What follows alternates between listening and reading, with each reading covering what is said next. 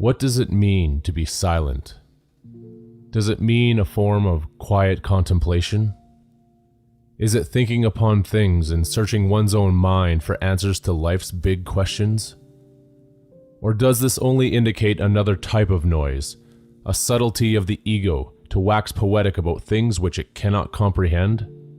And so the mind, in its silent anguish, must disguise this fact by incessantly taking control of the silence, by enshrouding it with endless circular dialogue to maintain the illusion that one has at least a basic comprehension of reality based upon illogical proofs of sheer consistency and repetition of action. Ritualistic actions or thoughts prove nothing, except that an individual or a collective group are willing to rotate their bodies and minds to create movements and notions that bring about a certain order. This then creates the required circumstances for the mind to believe that it has things figured out, and that all of reality is comprised of the limits that are confined within the circle of rotation. All of that which is outside the rotation is considered to be foreign, mythological, delusional, inconceivable. Thus, any who dare to quest beyond these confines and question the narrative are also considered delusional, conspiratorial, and even dangerous. It is easy to hear and repeat the things spoken about within the prison walls of this system because this maintains the collective ego and the safety net of the circle. Those who dare to venture outside of this system are seen as a most dangerous threat. The philosopher is the beginning of this threat, which is why a Socrates has to be sentenced to death. The mystic or sage who delivers a different message will always have to be crucified.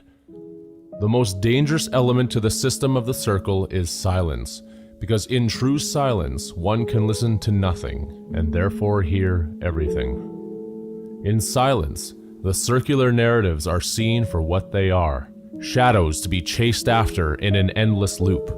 In silence, there can be instruction. In silence, the student is ready and the master appears. An individual or collective can delude themselves into believing that there is somewhere to go in a circle, but as the journey unfolds and reaches its inevitable denouement, there will be the realization, at least to some, that there is nowhere to go. We have reached the end, which is just back to the beginning. Birth, life, death, rebirth. This is what makes it a game. All games are loops, which is why they can be played over and over again. The game exists. It is designed. It has rules and boundaries. Of course, within the game are the players, referees, and the audience. The players are given a side to be on, and on the other side is the enemy. And this is seen as real, with thoughts and emotions that create notions of validity in regard to these feelings. Those who are in the game never want to think that their emotions are invalid, because they are playing the game to win, no matter what the cost. Those in the game do not even want to believe that it is just a game. The noise of the game is loud, and its fundamental premise is about getting the most goals or points. All of life is a game of goals and the desire to attain them. Create a goal, chase it, win the points, create another goal, chase it, win the points. Enough of these self-fulfilled prophecies, and one is seen as potentially winning the game of life. It becomes games within games. These desires destroy the master, and the student seeks out their purpose in an endless pursuit of these goals, listening only to themselves or to others doing the same. The pupil remains blind. Silence is impossible in a sea of noise.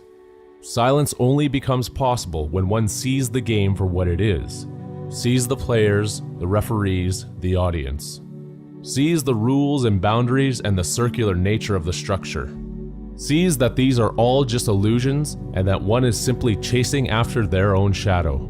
Attachment is the ultimate weapon against the enemy of this house. Attachment negates silence, because there is so much noise created with all that one becomes linked to. Attachment, by its very nature, requires choice, and therefore manifests polarity, which creates division. Division becomes conflict, and the eternal struggle carries forward. Ultimate detachment can never make a choice of this person over that one, and is therefore able to empathize with everything. Can it be seen through this that God, therefore, can never have a chosen people? Those caught in the noise of the larger game and their own smaller game are unfortunately unable to see this, and will therefore continue to ride the circle. The analogy holds true, and after all games are over, there is declared a winner and a loser, and the two sides become unified in their agreement to have played it in the first place. They shake hands and thank each other for the competition. God shakes hands with the devil. It is time to reset the board and begin another one, a different one. The basis will be the same, but the theme will change. A new world will have to be created. A new world will need to be born. And everything that is done must be done symbolically, as symbols are the language of the universe. The big question to the attentive is why? Why all of this? Why the game? Why is there life and death? Why becomes the most fundamental question. It is a haunting question too, which is often dismissed as redundant or too complex to delve into by any who just want to get back to the all-important business of running in the circular human race. Circular mindset, circular actions. This is how judgment operates, along with its counterparts such as prejudice, racism, and choice. Choice is pain, even or especially when the choices are not your own. Imagine the feeling of only ever being considered as a second choice or an alternate option. Perhaps for many hearing this, it has been your experience. Perhaps it has been your only experience. Within these previous statements is a profound truth to any who have the ears to hear it. In silence, there is empathy. And within that silence, there can be felt an overwhelming magnitude of pain within this world, within the earth itself, and within its inhabitants. The answer to this question of why is found within this pain, because the pain that is here requires great healing, and healing takes time. Time creates the circle, and what can potentially be perceived as an endless work. It is unfortunate that the truth of this great work has been discovered by certain members within it, and is used as an advantage for so-called personal gain and selfish ambitions. They see the healing process as being futile, and have therefore relegated themselves to being permanent fixtures in the game. The truth has made them jaded and nihilistic. Nevertheless, the process continues because it must. In this, there is no choice, just as with breathing or with life and death. A breath in and a breath out. Life, then death. Life, then death. Magnitude or volume creates an escalation of pain. This is mathematically obvious. The more minds that have pain, which is all minds in various degrees, the more pain there is within the construct. Larger numbers create more confusion, and out of that confusion there is eventually disorder. Without any control whatsoever within that disorder, there would inevitably be chaos, and from that chaos, an ensuing nightmare. There are those who ask how to be free of this system, yet bring more confusion into it. A blatant contradiction if there ever was one. Those who have chosen not to add to the confusion are more in alignment with the healing process. There is enormous spiritual pain in moments of great transition. Security and assurance are constructs of repetition. When that continuity is broken, there is doubt, fear, depression, anxiety, panic, and a host of other emotions that were always there, albeit slightly hidden, but just waiting to break through the surface at the slightest scratch against one's esteemed sense of security.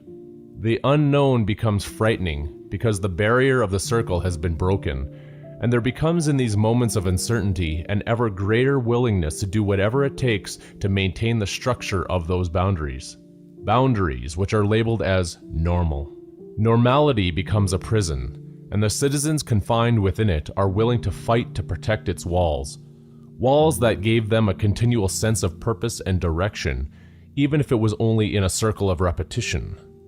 This has also been called life. A life without protection is vulnerable, but only in the sense that there is a threat to act upon that vulnerability. When there are no threats, one is free, but when there are enemies, there is a need to be guarded. The compounding of this principle means that there can become so many dangers that one needs to outsource their protection, and this eventually becomes governance. Populaces form, dividing walls and property lines are drawn, and the laws of protection accumulate.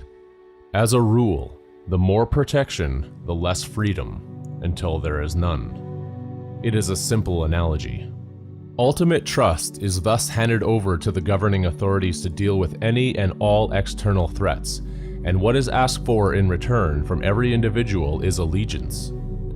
A citizenry may even be willing to give up their very soul for that protection. The biology, it seems, must be protected at all costs. That is the power of attachment. That is the power of fear.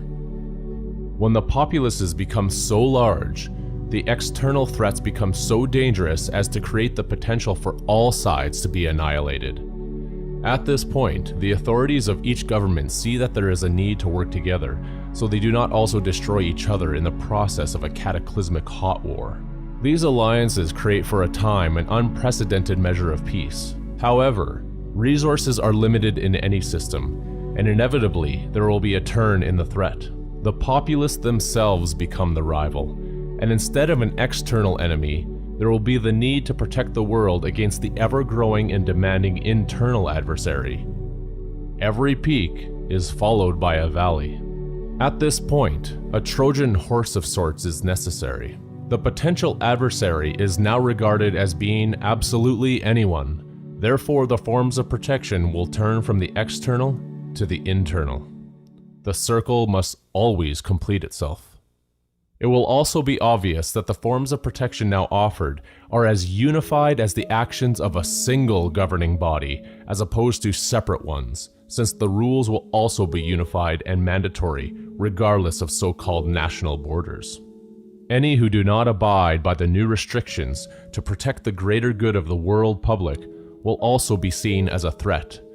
And threats are often eliminated from the equation, as they pose a risk for too many other variables to occur.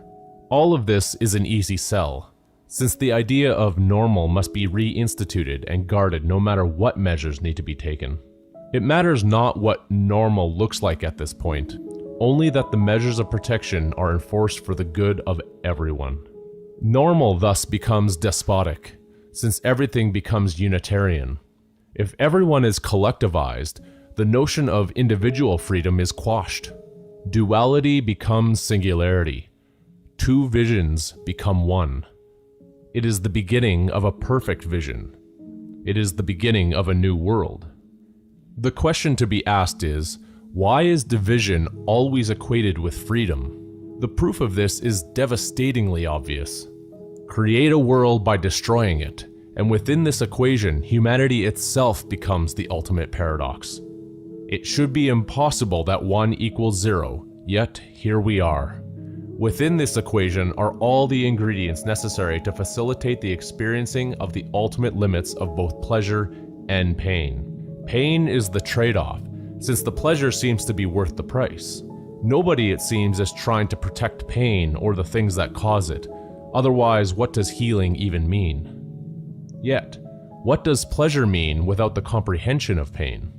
It is this pleasure that is desiring to be protected, and there is a hefty price for this protection, and at some point, that price needs to be paid.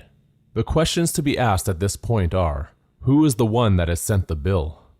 What is the price, and how is this hidden price tag supposed to be paid? If there is a continual compounding of pain, eventually there is going to be an emergency situation. In any emergency, if left unchecked and untended, the resulting consequence will be the demise of that which is in the state of needing urgent care and attention. This is obvious on an individualistic level, but it does not seem to be very clear when related to universal systems. If there is truly no separation between the source and its consequence, then the ending of pain must also be found at its beginning. The created meet their creator. Life must be followed by death, which is back to the starting point of life. The principle of healing is characterized not by any cure absolute, but simply by continually going back to the point where the pain, wound, cut, or disease initially began. Time, which is the healer, begins and yet it also ends exactly at the same moment it began, and therefore becomes a paradox, trapped within its own contingent affirmation. Again, nowhere to go. Pain and pleasure, the wound and the healing, are two aspects of the same coin, and the one cannot happen or exist without the other. It is the denial of this which creates continuity and the need for the circle and the eternal game. How then can anyone possibly be protected from destiny? To outsource one's protection for scant surety within a temporal existence is a grandiose absurdity. Any who argue in rage to defend that choice are concealed from the fact that there is no protection from ultimates, no matter how many taxes are paid or guns are in the armory. When presented with this, denial itself becomes the greatest protector. Knowledge becomes pain, and ignorance becomes bliss. Silence becomes truth.